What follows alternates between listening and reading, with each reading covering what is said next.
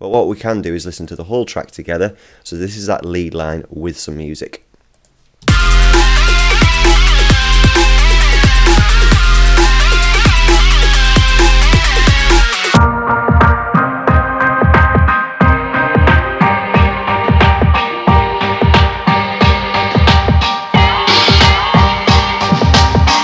Hi guys, Sketi here, welcome back to a new tutorial. This time we're going to look at how to make a really cool sawtooth based lead line using SERUM for genres like breaks, dubstep, any big sort of EDM style genre, just something that's a real sort of blisteringly high energy lead line. So let's get to it. So I'm just going to open the SERUM patch. I've already built this patch, but I'm just going to take you through from scratch how I've made it. It's just basically sawtooth waves, a sub-oscillator, some noise, filters and so on and so forth. But the first thing that I want to show before I get into it is, one thing that I always do in my SERUM patches just to make sure that the output doesn't clip, is I set the master level to below 50%. So for this one I've set it to 46%, and I've set the compressor to multiband mode. I've also set the gain to 20.6 decibels and the compressor threshold to minus 16.4 decibels. So we've just got the first oscillator active at the moment. Apologies, I've got a blocked nose at the moment, so if I sound a bit stuffy. So yeah, if we listen to that sawtooth by itself, it just sounds like a simple sawtooth.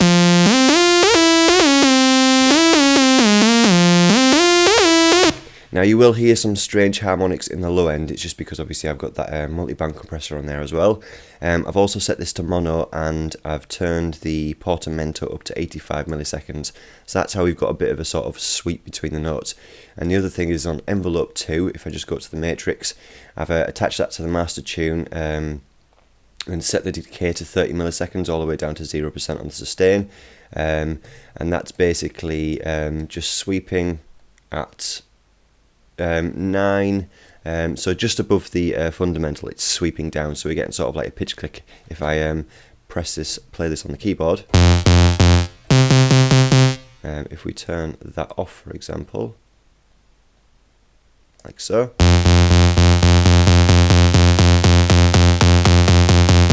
So that's just there to add in a little bit of a pitch transient right at the beginning of the waveform. And as we hear, if we play the lead line back again. Now I have just noticed that I have kept the reverb on, so I'm just going to turn these two reverb sends off for now. Right, so the next thing that I did is I turned on the second oscillator, and this one is an octave above the first oscillator, and I've sent this through to the first oscillator on FM from B.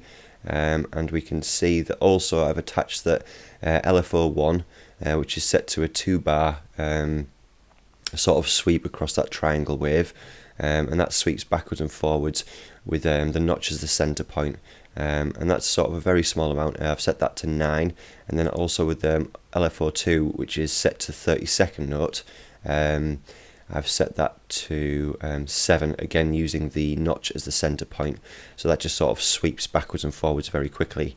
And one thing that I have done with this is I often turn the level of the second oscillator down, but I like the tone of the two oscillators together, so I've actually kept this oscillator up in level as well. And also I have turned the random all the way down, so it always starts from the same point in the waveform.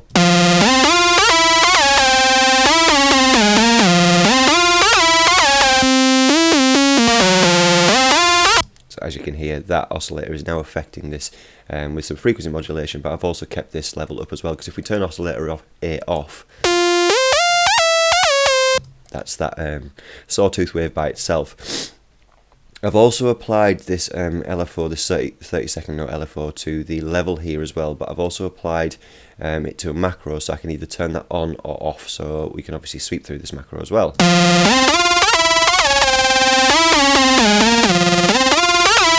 So obviously that's to taste whether or not I want that level oscillation at 30-second note applied to the oscillator A's level output. The next thing I've applied is a sub-oscillator, and this is a square wave and set to -1 octave. So we've got an octave below, the central octave, and the octave above. So this is all of that together. So that's just to add a big sort of range to the sound. I've then also used the noise oscillator, and I've set this to J106 chorus.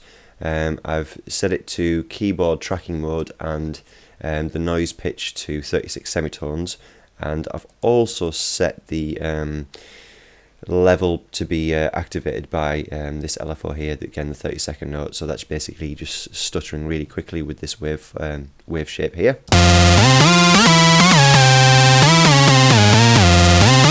So that's just to add a little bit of extra top end and some harmonics in there with a bit more grit. And then all of this is going through the filter except for oscillator B, because I like the tone of oscillator B by itself, but I found this got a little bit too there was too much frequency content in the top end, so that's why I've applied this to oscillator A, the noise oscillator, and the sub oscillator. As you can see, that just reduces a bit of the top end. And again, I've applied LFO2 to the filter cutoff, which I've set to 8,548 Hz, and the modulation is set to 7. So it's only sweeping backwards and forwards. Again, I've set that notch as the central point, so it's not going from the notch up or down. It's going either side of the center point, which is the notch. Cool. So that's pretty much everything on the front page. I don't think I missed anything else out. No. So then it's onto the effects. So the first thing that I've used is a hyperdimension, and this is again just to add some width. So I've set retrigger mode on. I've set the mix of that to 28%. I've also set the size of the dimension to 7% and the mix to 44%. So this is what that sounds like.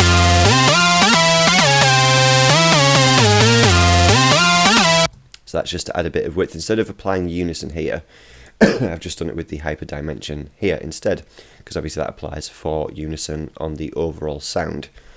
I've then added a distortion, and this is just a soft clip. I've set the drive to 90% and the mix to 29%. And again, this is just to add a little bit more grit, but not too much. So it's not really that noticeable, but it's there. The next thing that I've added is a phaser, and I've used this not in the way that I usually use it, where I turn the rate all the way down. I've actually set this to BPM mode, and I've set the rate to 1 quaver note, and I've also used LFO1 sweeping over 2 bars just to change the frequency. I've set the depth to 21%, the frequency to 318%, and it sweeps below that notch and above that notch, because the notch is the center point. I've set the feedback to 90%. I've set the phase all the way down to 0%, so it's not phasing across the stereo image, because I wanted this to stay quite central. And I've also set the mix to 66%.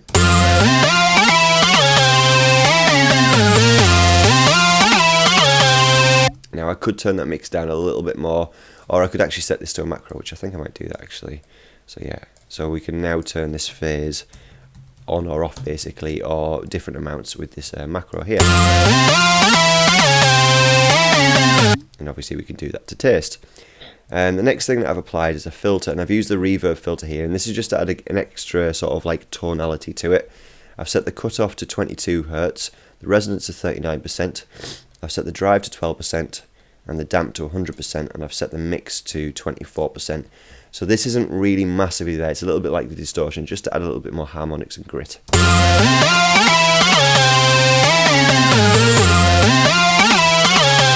As you can see, there's not much difference there, but it is there just to add a little bit more colour to the sound. I've also used an EQ, and I've added a high pass filter at 1130 Hz. I've set the Q to 51% and the gain to 0 decibels. Because I found with this lead line, I just didn't need any bottom end, and with all of those tonalities that I've added with these oscillators here, that coloured the sound enough where I could just take all of that bottom end out there, and it still sounded nice. And I've also used a notch filter at 7588 Hz. I've set the Q to 60%, and I've set the gain to minus 16 decibels. And this is just to take, basically notch a little bit of the top end frequencies that were causing I found a little bit of issue in the top end with some distortion that I didn't quite like.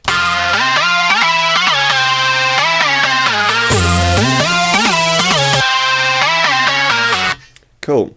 And then the last thing that I've applied is a reverb, and this is set to plate. I've set the size to 47%, turned the pre-delay all the way down. I've set the low cut to 43%, the high cut to 24%, the damp to 25% and the width to 100%, and I've set the mix to 42%. And again, this is just to add some space behind the sound because it sounded a little bit dry at the moment. So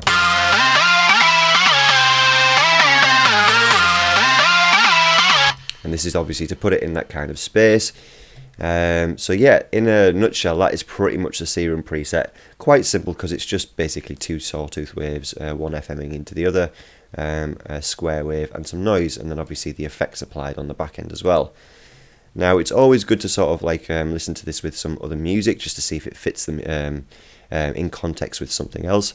I'm just going to turn these reverbs on here. I've basically got a short reverb. If I just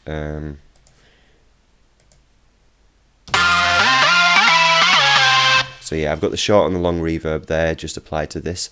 I've also added some extra processing. Now this isn't necessary, this was just for the sound of this track. So I've got a little bit of saturation set to soft sine, soft clip on so it doesn't clip, 6.86 decibels of drive, and I've set the dry wet to 14.8%. I've also done some shaping with some EQ, so again just to remove some more of the bottom end, and then just some little notch filters every now and again just to take any of the frequencies that were a little bit too strong or sharp in the mix, and obviously I've rolled off the top end as well.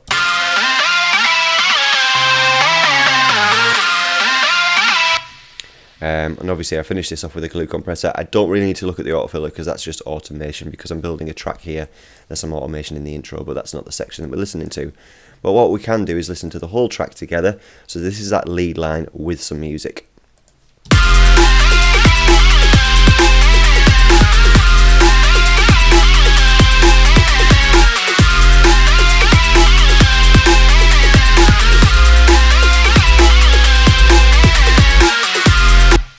So there we go, guys, a quick and easy way to make a sawtooth lead line that sounds a little bit more than just sawtooths, with some obviously effects on there as well, but quite simple, and a quick way to do that in SERUM.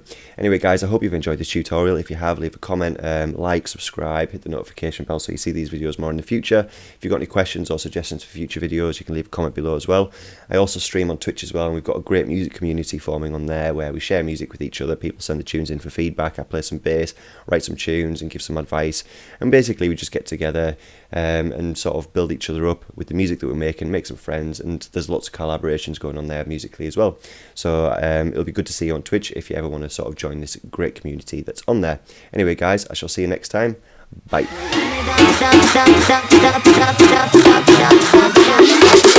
Everybody jump up, come on!